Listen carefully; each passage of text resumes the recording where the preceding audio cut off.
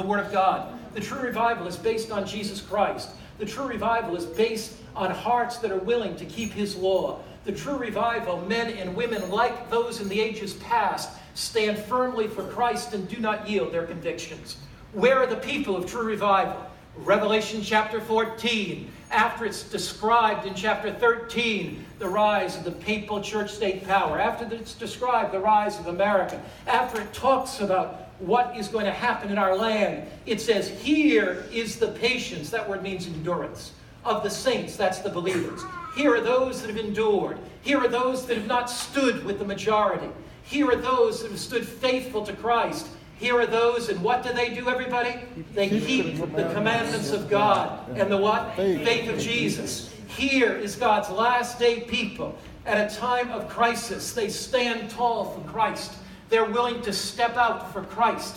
They're willing to have Jesus' faith change their lives. They're willing to live obedient, godly lives and keep His commandments. And Jesus reaches out to you and to me tonight, and He says, will you follow me? Will you be willing to have me as your only leader? You know, a number of years ago, I read an amazing story. It was about research that was done on caterpillars. Research done on caterpillars.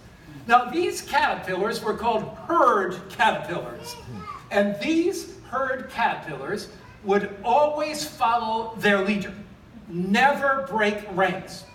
So the researchers wanted to figure out how strong is the desire to follow the leader in these caterpillars.